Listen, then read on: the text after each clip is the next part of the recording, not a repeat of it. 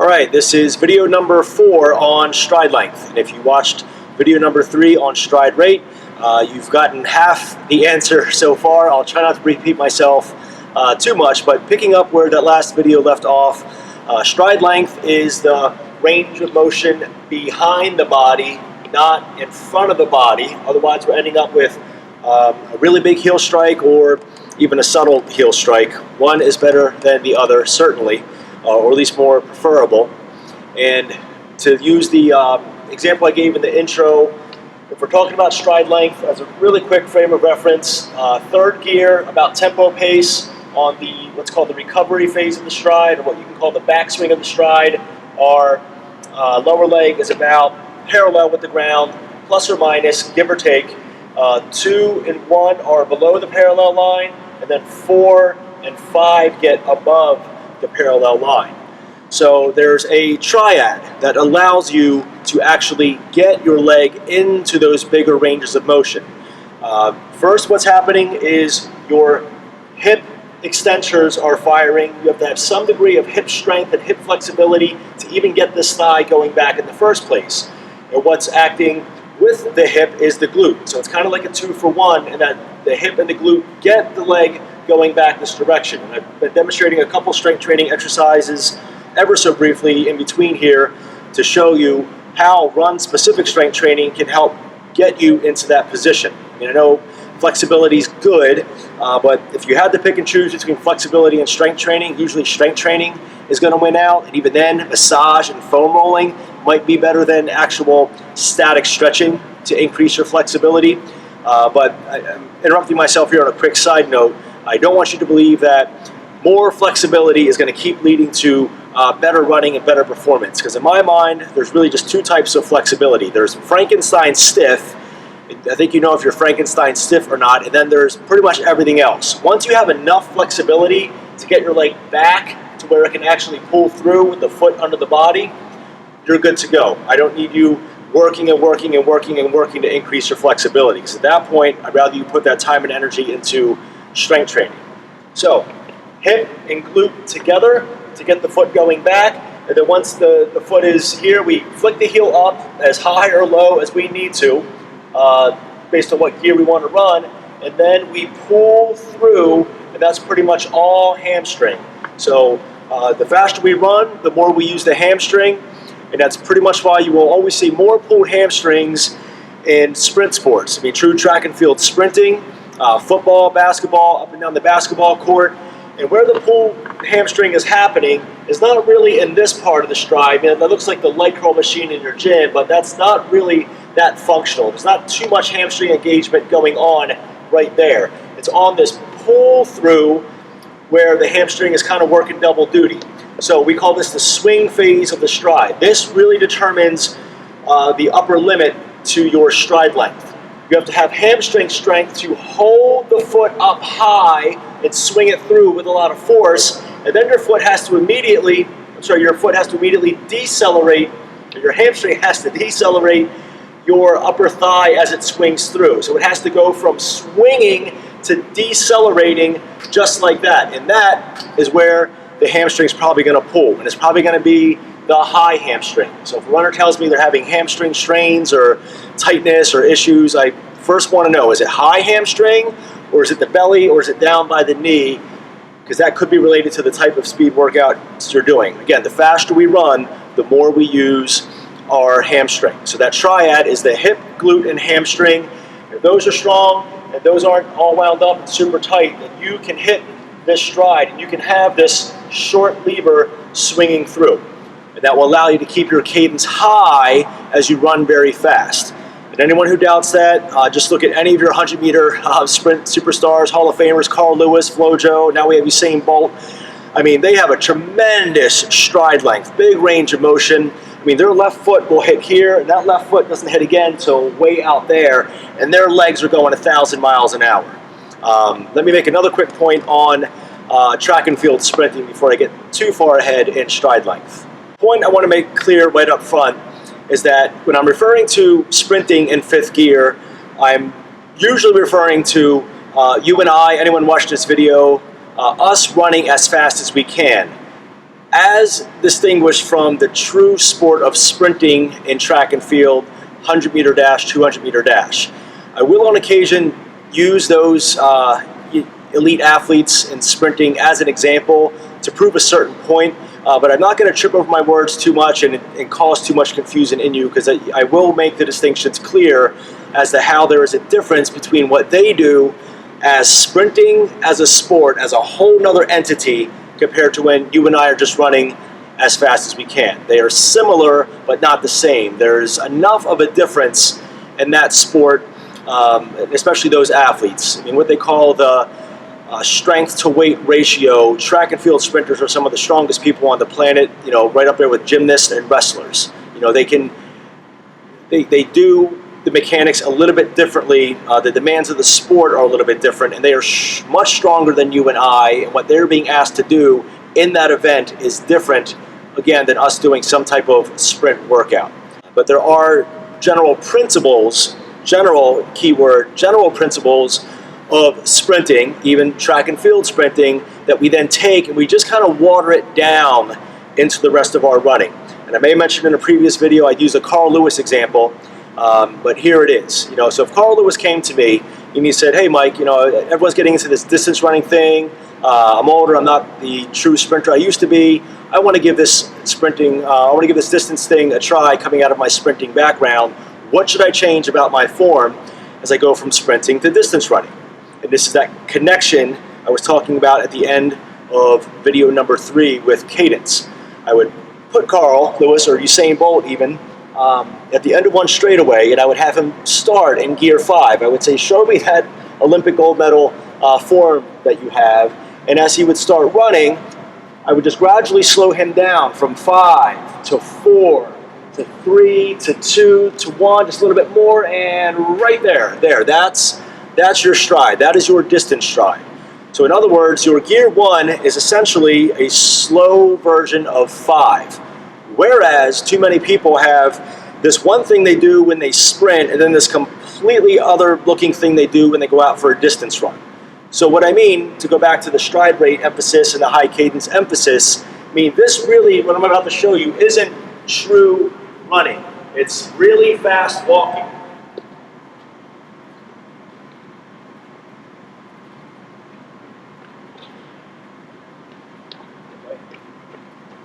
So that was kind of a gear 3 running stride with a heel strike and the feet were kind of low to the ground. So I'm going to show you a 5-3-1, and that's me kind of taking Carl Lewis and just saying sprint. All right, slow down, slow down, slow down, slow down. There, that's it. That's your distance run.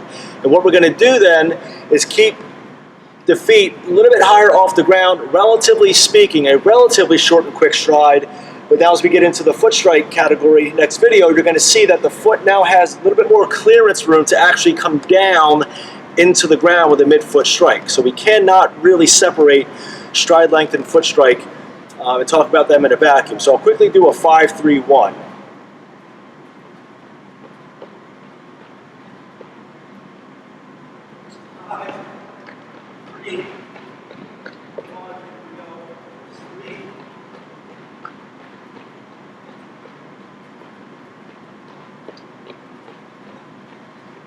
I've got my short runway there, but what you can hopefully see is that my mechanics of my leg, the general range of motion is the same, it's just a smaller range of motion, as opposed to having this really nice looking big kick back here for a sprint, and then having this thing going for my jog.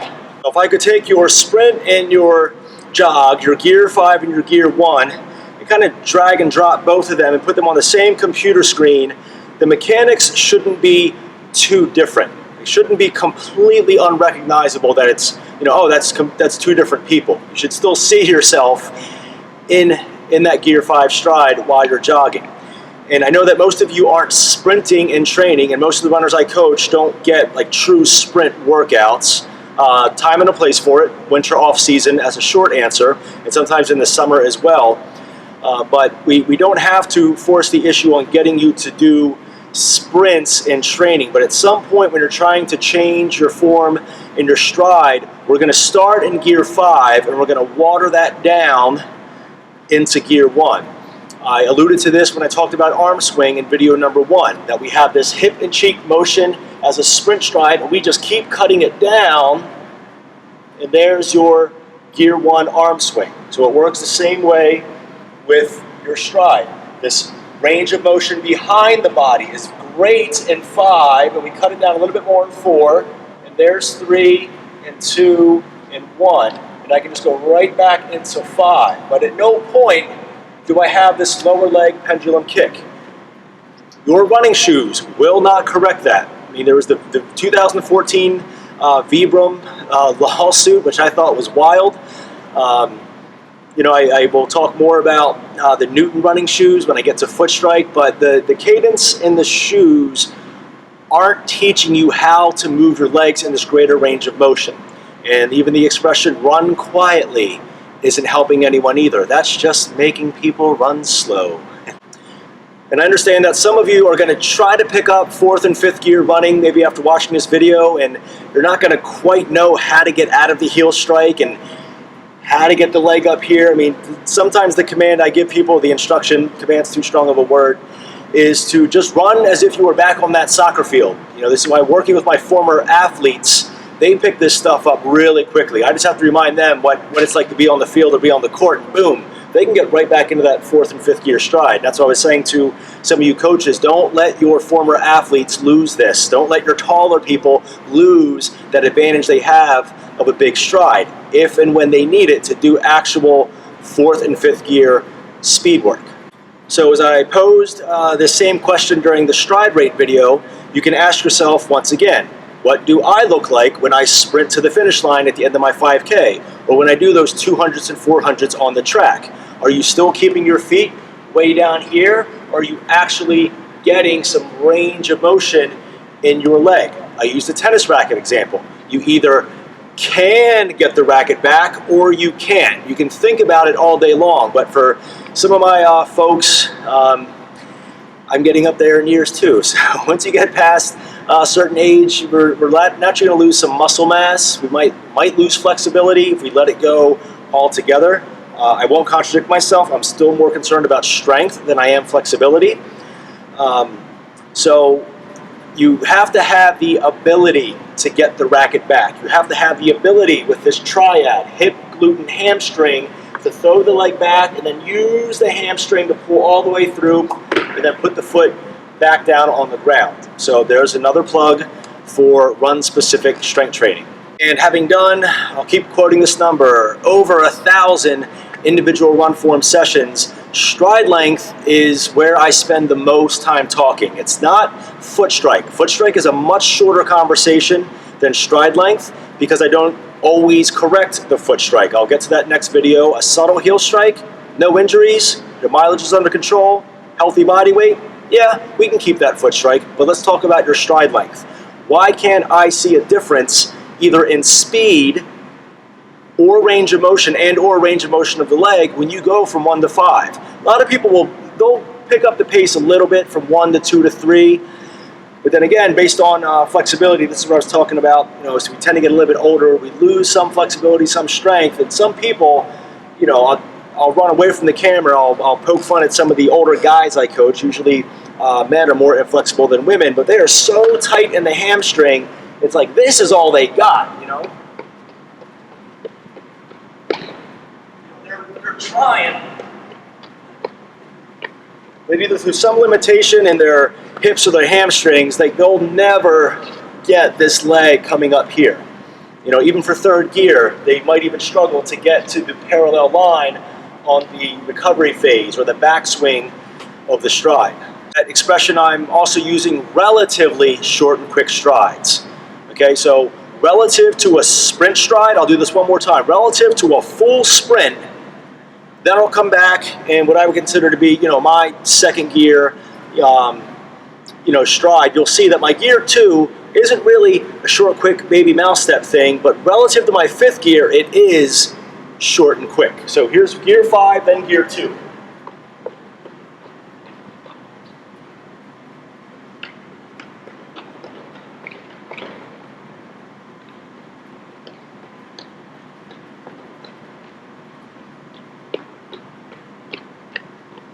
You know, so that stride I showed at the end, I mean, I'll take a guess. Okay, that's somewhere between 6:50, 7:10. It was about a 7-minute mile pace. For some of you guys in age, 30 to 40, that's your Boston qualifying pace. You've got to get your foot off the ground, cover more ground with each step. You don't have to sprint 26.2 miles, but if your feet are hanging out too low, you're never going to get into Boston. I'll take another quick side note here. I'll do a 1-3-5 and then a 5-3-1. And the emphasis here is on, well, how high off the ground does my knee come? Is there such a thing as knee lift or knee drive when I'm running? And my short answer is no. And even if you watch true track and field sprinters, you might see some of them get extra knee lift in their stride, and that's what I said a couple minutes ago. That is a different sport than you and I running as fast as we can. 100-meter, 200-meter dash as a sport is even different than Olympic 800-meter running. But basically, your thigh never really gets higher than this. It's always pointing down at about 45 degrees. There's a reason for that. There's an advantage to that. It's what helps put you into a midfoot strike, and it's also what prevents your stride from getting your stride rate from getting too slow. So I'll do a 1-3-5 and a 5-3-1, and notice that my knee never lifts. We do high knees as a warm-up drill, but as I tell my runners, your knees will never go that high when you run. It's just a drill to stretch out the hip. Same with walking lunges. It's just to stretch out the hip and activate the hip and a little bit of the glute as well. So 1-3-5, 5-3-1.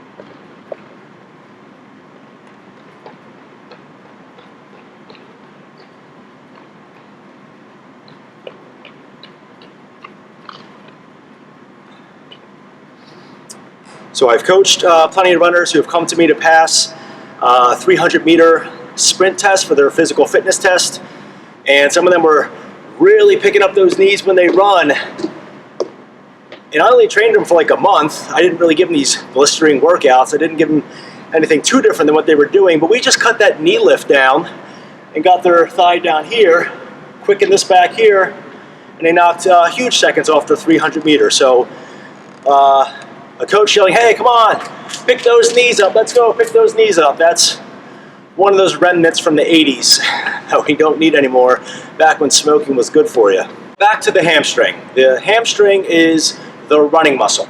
And you will notice this even in some long distance elite runners. Again, their overall leg mass is relatively thin and it's light. That's why they, more so than you, can keep a relatively high cadence for such a long distance. Remember that, don't forget about that point. But even as they're standing still or kind of bouncing in place at the start line, they've still got some big old hamstrings because they do a lot of speed work, and most of the running they do, their feet aren't hanging out way down here by the ground. They're pretty much always getting some good leg lift, which means they're always activating, elites, are usually always activating their hamstrings to a much higher degree than we are. But taking this a notch back to the amateur distance runners, which I assume that's most of my audience right now, you're not getting as much range of motion behind the body, not as much foot lift off the ground. So engage your glutes when you run, engage your hamstrings when you run. If you're always keeping your feet very low to the ground and you're 9 to 10 to 11 to 12 minute mile pace, you're not really feeling this stuff back here working because it's not really extending back. But now we're sub 9, sub 8, sub 7. We're an avid runner. And we can get some foot height back here. Now in gears 3, 4, and 5, again, there's the hamstring on the rip through, on the swing through, the swing phase of the stride coming forward. We're keeping the foot tucked, all the way up here or down here, tempo to sprint, wherever you happen to be in there, gears 3, 4, 5, and then you have to decelerate or else your leg goes out to infinity. Decelerate, kind of bracing with the hamstring, putting the foot down, back ideally into a midfoot strike, and that's why the hamstring is the running muscle. That's why there's more pulled hamstrings in sprinting and soccer and rugby and whatnot Amateur marathoners aren't really pulling their hamstring. They're getting hamstring injuries for another reason, which I'll go into more detail with foot strike. When you are a heel striker, and again, Danny Dreyer of Chi Running, I believe, explains this really well, and I think so does Danny Abshire in Natural Running. When you have a kind of a walking running stride, you have to kind of propel and push with the muscles in the back of your leg. That's your calf and your hamstring are being used in a different way to propel you forward as opposed to a pull through. So that's how, after 5, 10, 15 years, identical twins with two different running styles could have two different, muscle morphologies going on in their leg. These long-term adaptations. So it's another reason, based on someone's age, I might not change their form because they've built this kind of run style specific strength in their bodies for so many years. I'm not going to mess with it at a certain point, But this particular exercise for the hamstring, you can do other stuff with the leg if you want, but this is more conducive to how we use the hamstring when we hit some speed work. Again, if all you do is just jog 9, 10, 11-minute miles, you don't really need that exercise because you're not really ever calling upon your hamstring to work in that way. It's probably just good for variety and breaking up your strength training routine to that point, but it's not as much of a necessity. And even these, I used to work with 5th graders, we used to do the airplane stance and see how long you can hold this position. So first, I'm getting good activation here in the glute. I'm keeping keeping my hips closed down. And you don't feel it necessarily in the moment, but we have a slight bend in the knee that's on the ground. And you're not going to feel it until maybe 2-3 days later, but this is a lot of hamstring work. That eccentric contraction, that isometric contraction, the bracing, the decelerating of the hamstring, similar to the hamstring bridge on the ground, that's very similar. So is Nordic hamstring curls. When you're on the ground and you hold it and you have resistance here against the hamstrings and you come down and start over, Nordic hamstring curls. That's all much more similar to how you're using the hamstring at the end of your running stride. Pardon my lack of balance apparently right now. So that's why the hamstring's the running muscle. So if you are going to try to level up your game with faster and faster speed work, more 4th and 5th gear, I would not go into that realm until you've done at least 6 weeks of solid work back here. So as I continue to talk about this triad of hip, glute, hamstring that's responsible for the stride length, I'm a big fan of Pilates, as I just demonstrated some body weight exercises. There's a lot of carryover between what I want you to do with your run-specific strength training as a run coach, what your Pilates instructor is having you do, that's mat Pilates more so than reformer Pilates, and what your PT and Chiro are showing you with like single leg squats, single leg planks, single leg bridges, single leg this, single leg that, right? Running is single leg stance, single leg support, single leg squat, single leg stability. So no more planks sitting there like this. It's too much time just sitting there. Get that leg off the ground in some way, shape, or form. Let's see. So this one stretch, again, static stretching isn't always the best way to improve flexibility, but this stretch right here, a lot of runners do, which is symbolic of getting the thigh back. Warming up with leg swings is just one way to reinforce it. It won't necessarily increase your flexibility, but it's one way to reinforce what those muscles and tendons are capable of.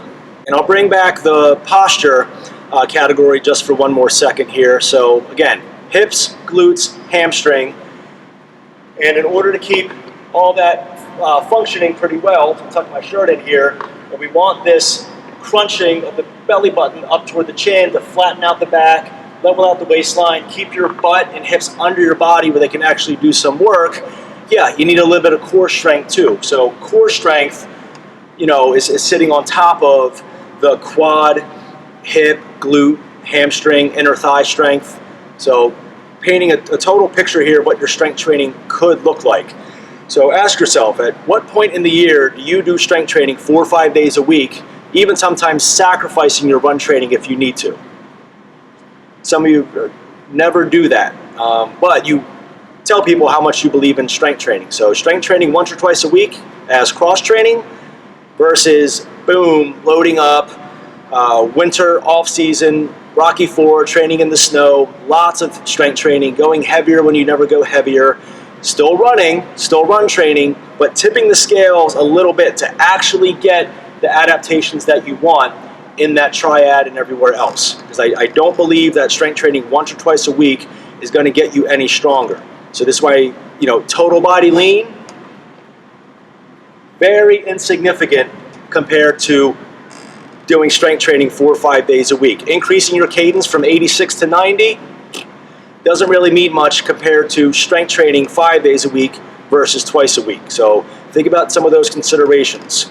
Not all of your injuries are coming from your heel strike. Most runners are heel strikers. Most runners I coach are heel strikers.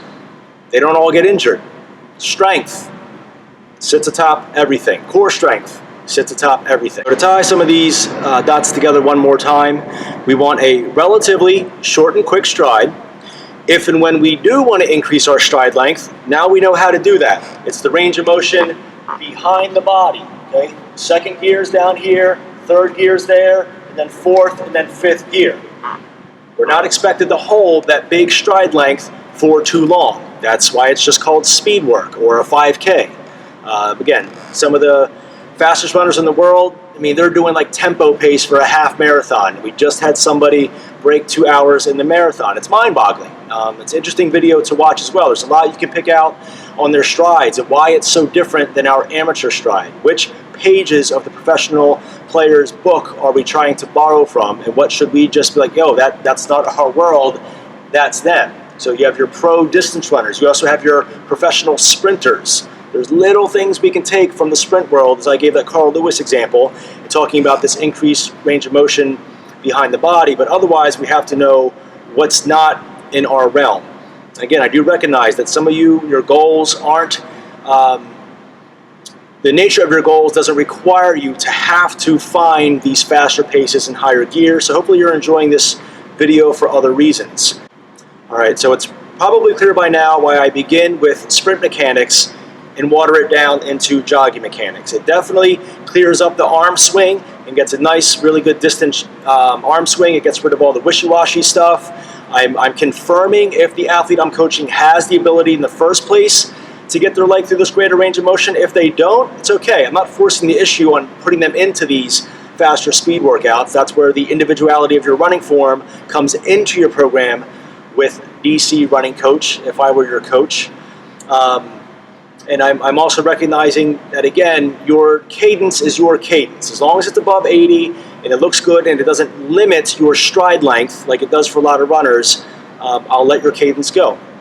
My longest conversation in a running 101 is on stride length. I'm trying to get most runners to remember how to get into the faster gears. I just want to see that there's no limit to your glute strength, your hip flexibility, or your hamstring strength. I'm also looking for asymmetries. Does one leg go through a bigger range of motion than the other leg? From a rear view, run coaches, you can definitely see this. I'm going to exaggerate to prove the point. Some runners do have this much of a discrepancy, but I will exaggerate. I'll put this side leg through a bigger range of motion than this side. You can just basically watch to see how high up off the ground my foot comes.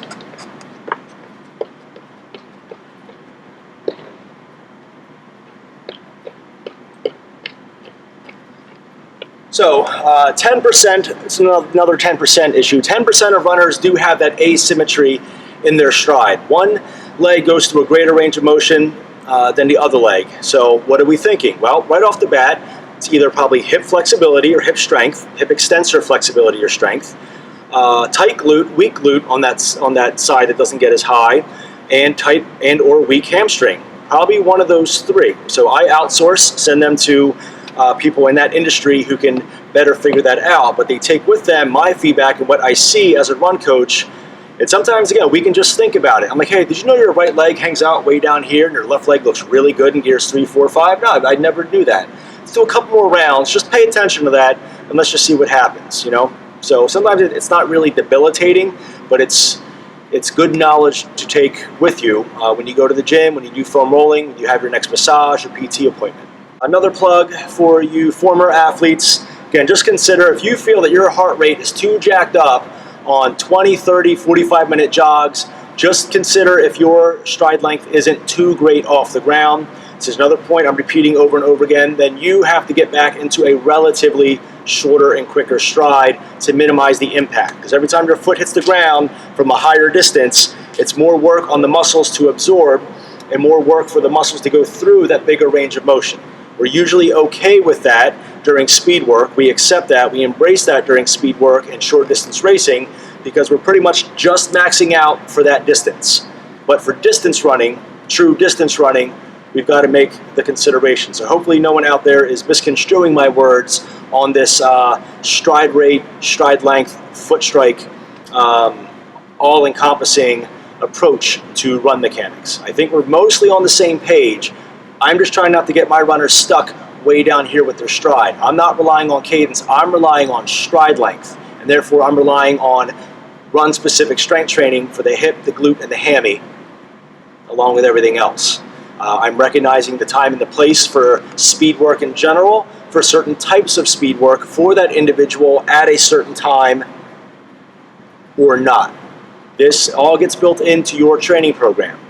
Speed work every week? Maybe, maybe not. Depends on what we have to work on. Depends on how much strength training you're doing. Depends on when your next peak, meaningful A race is.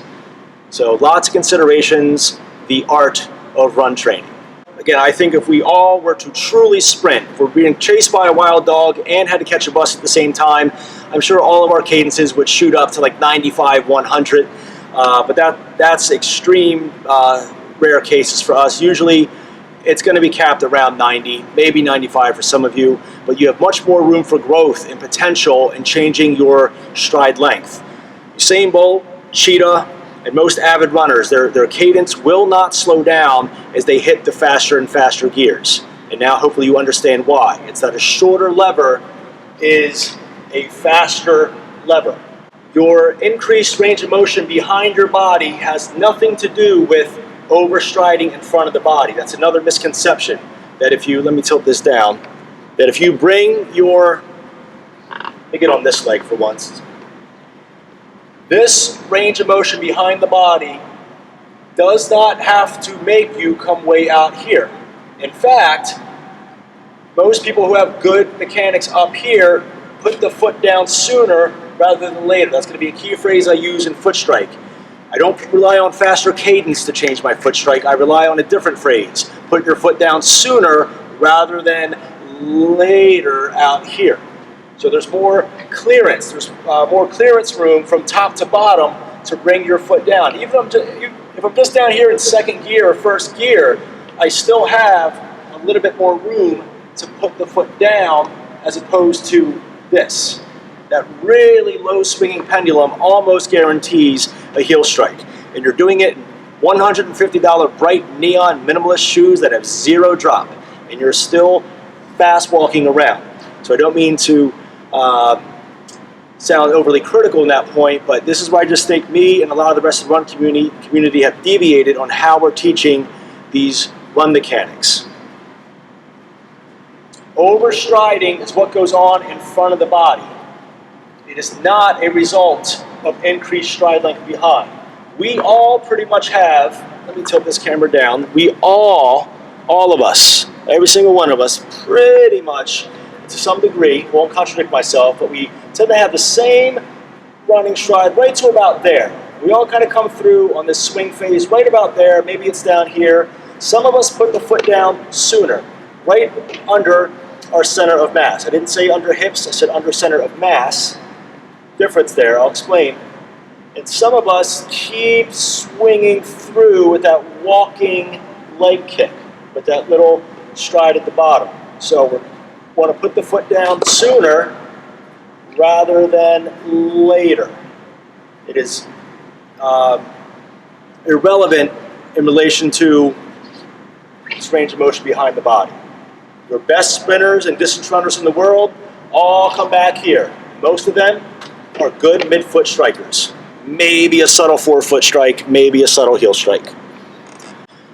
So in that last point, most of the former athletes that come to me, ball sport, team sport athletes, most of them are heel strikers.